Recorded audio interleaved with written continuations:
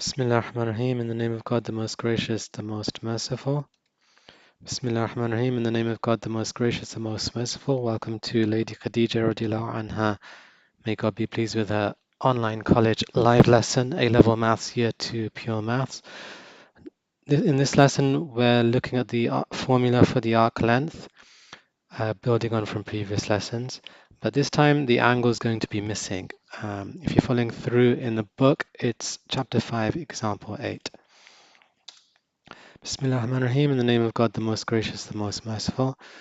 So here we're looking at an arc length where we know the length of the arc, but we don't know the angle at the center. So let's draw in the arc length and show you what I mean. So let's take the arc, but let's rub out everything else.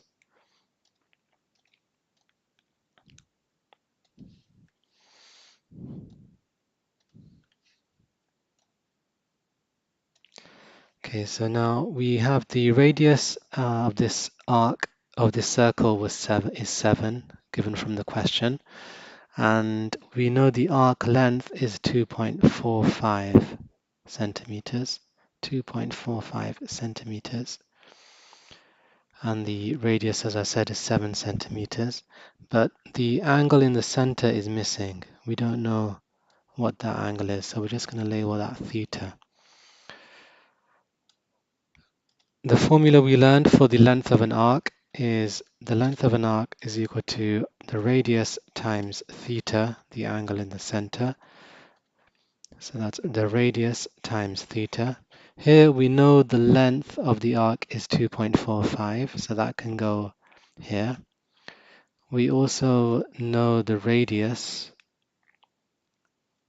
The radius is either one of these lines, the 7, so that can go for the radius, the r. So that means we'll only have one unknown. So let's put those numbers in. We will have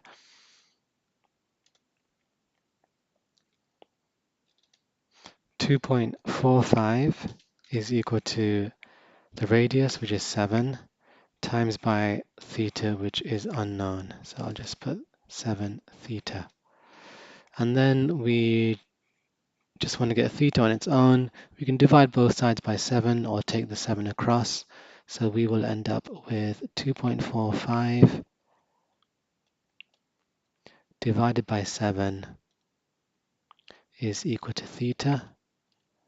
And if we grab a calculator and just type that in, remember we're working in radians. So before you do too much, just make sure that your calculator's in radians mode for these kind of questions. Here it doesn't really matter because we're not going to be using sine, cos, or tan or anything. Here we're just doing two numbers divided by each other. So it's 2.45 divided by 7. So that gives you 0.35, and that's your angle, but in radians. For A-level, you don't really have to convert it to degrees. You can just leave it in radians, and that's your answer, 0.35 radians.